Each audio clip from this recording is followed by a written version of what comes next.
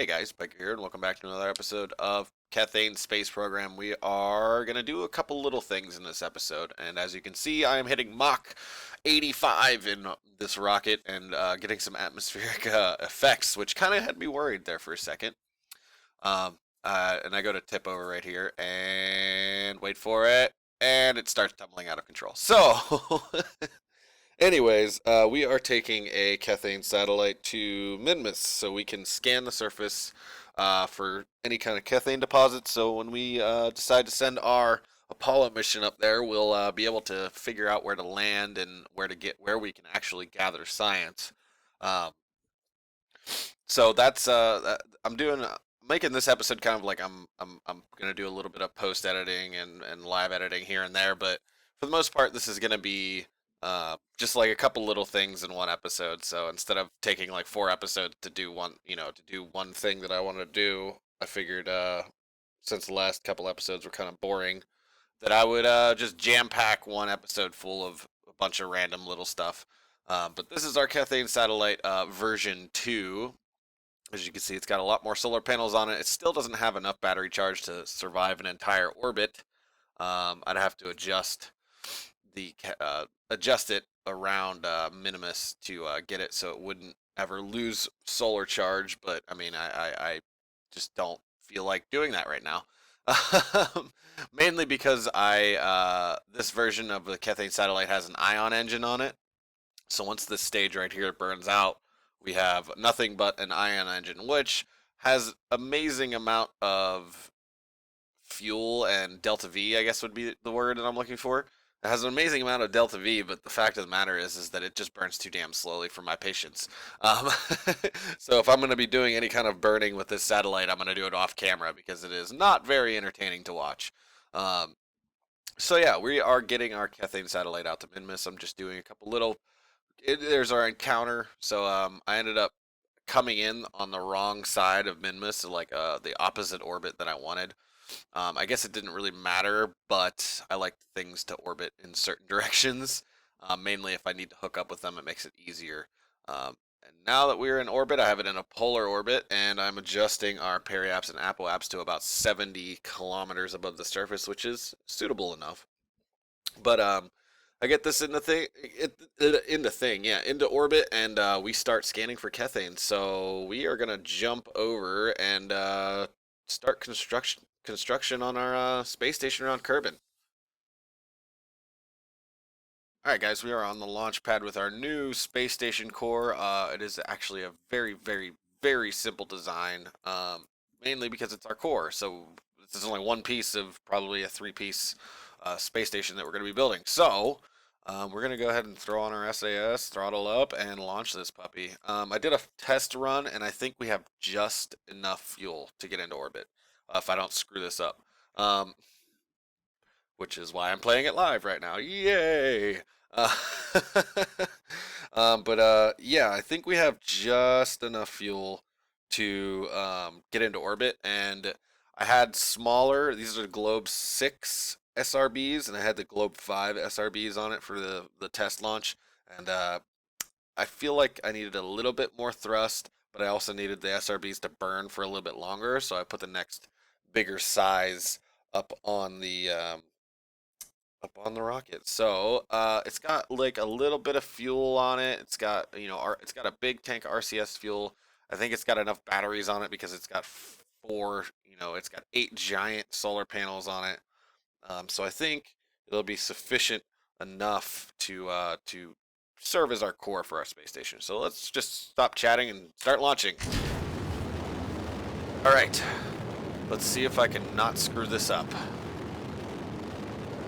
And hope it doesn't do the exact same thing that our satellite did, because that was nerve-wracking. I was like, oh no, I hope I can save this. But I'm gonna go pretty much straight up, and I don't know. I don't know if these SRBs seem like less. They seem like they're burning the same, and I didn't change anything but the SRBs, which is weird.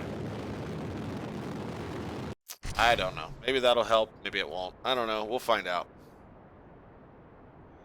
I probably could have put a bigger engine on this thing too, because as you guys, I don't know if you guys can see it, but our velocity is slowly going down, and obviously that's something that we don't want to happen. I'm hoping that I can get out of this first layer of the atmosphere, and then we'll start picking up speed again here shortly. But our test flight, I got down to like 120 meters per second vertical velocity, and that was kind of like, I don't know about this. Um, so I'm hoping as soon as we get out of this first layer of the atmosphere, we'll start picking up speed again. And it looks like that is exactly what's happening. We're out of the first layer. We went down to 191, and now we're gaining velocity slowly. So this is looking okay. It's not looking great, but it's not looking terrible either. So I guess we'll just find out. But yeah, so I want to make a crew cabin section, and I want to make a life support section. So I'll have I have two docking ports on the sides, right here, and I was going to use those as like the connectors for the other parts of the space station. The other parts being like one with a crew cabin and like another little bit of fuel, and then the other would be straight up life support. Like, and also I researched a couple things off camera too. I had about 1,000 science points to spend, and I got extra life support. I got the big solar panels, as you guys can see. I got some little rocket engines for like satellites and stuff. I got the ion engines. What else did I get? I think I got one more thing. I can't remember what the hell it was though. I think it was another science module. So we have accelerometers and barometers now. So we have another piece of science to be able to gather. So yeah, I researched that off camera. Just because I figured you guys didn't really. I mean, we're getting towards the end of. I feel like we're getting towards the end of the actual. Um, Science tree now, so we're getting to that point where we can just start building wherever the hell we want. But I still don't have some computers and stuff, and this does have a computer on it, but it is hidden. You cannot see it. It is actually underneath this docking port, which it may or may not interfere with this docking port, but it is definitely in between the docking port and underneath this little adapter right here. So it does have onboard computer, so that's an awesome thing because that's what I was shooting for. Um, so yeah, I think we're gonna take this thing up to about 150 kilometers above the surface. I think that'll be suitable for our needs, and it'll be just outside. It'll be about 25 k's outside of the time acceleration um, limit. So in other words, we'll be able, if we need to catch up with it or slow down with it, um, with other parts of our space station, we'll be able to pretty easily and not have to sit and wait around if we have to make a couple orbits. All right, we are in space. Awesome. So I'm going to take our Apple apps up to about 150, and I'm hoping that, I don't know if you guys can see how much fuel we have. We have about a quarter tank left. This orange tank is completely empty, and we're running on this gray tank now. So we are getting close to running out of fuel. But we are getting there nonetheless. So we're at 50. Perfect. All right. Let's put out our solar panels. The big bad solar panels. Oh, I love those things. They're so much nicer than the little ones. Like you have to put like 50 little ones on to get the same capacity. All right, so run up to our Apple apps, and hopefully we'll have just enough fuel to get our Perry apps up to 150. At least I'm hoping that's what's going to happen.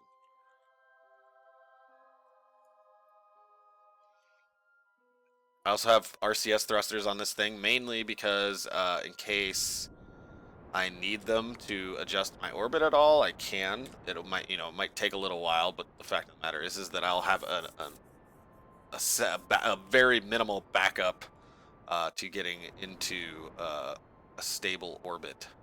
And right now, it is not looking good. I'm not gonna lie to you guys, it is not looking great. If we can get up to, if we can get into orbit, I'll be able to save this thing. We might get up to where I want to get up to, but I am not holding my breath right now. We are running out of fuel quickly. And that keeps going up, and I don't want it to. And good. Okay. How much fuel do we have left? Not a lot at all. Maybe enough to adjust this, but not by much. Okay, so let's fast forward to our apoaps and bring our periaps up a little bit higher with the rest of our fuel. We're going to have to... I'll just get rid of that off camera. I'm not too worried about it right now.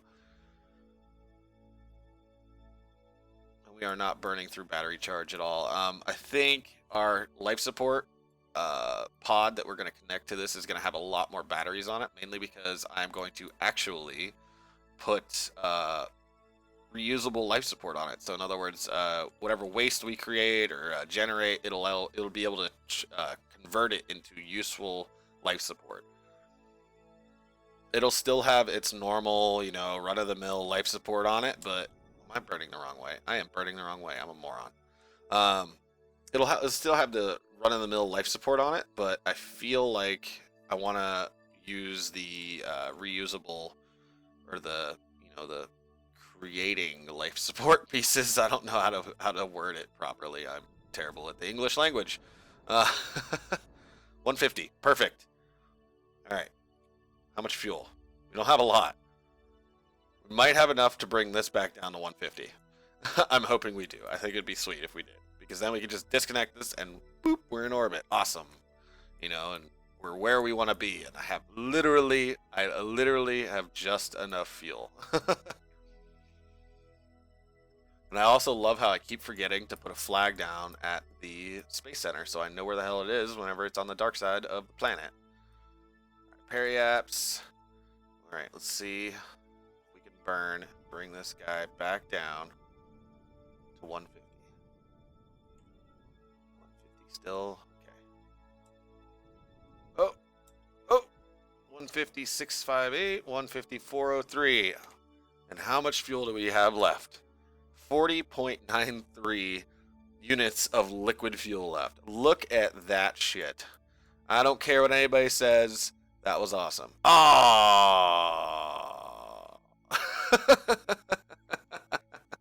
I should have disabled crossfeed. If I disabled crossfeed, we wouldn't have enough fuel for this.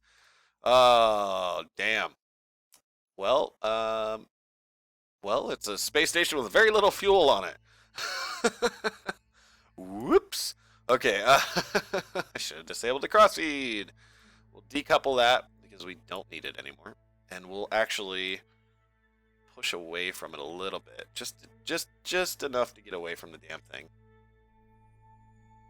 And then we'll flip this thing to north, so it sits in a nice purty orbit. Perfect. It's gonna be. I think it'll look like a pretty cool space station once it's done.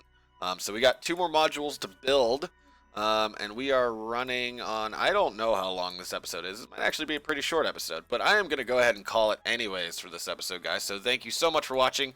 Next episode, we're gonna build both of those modules, and we're gonna put them and connect them to our space station. So we'll have a completed, awesome, great deal space station set up around Kerbal again.